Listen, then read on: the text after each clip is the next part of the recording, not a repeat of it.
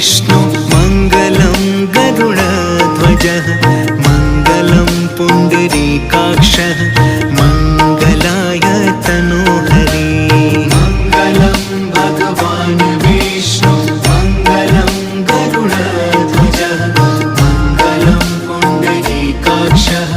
मङ्गलाय तनोहरि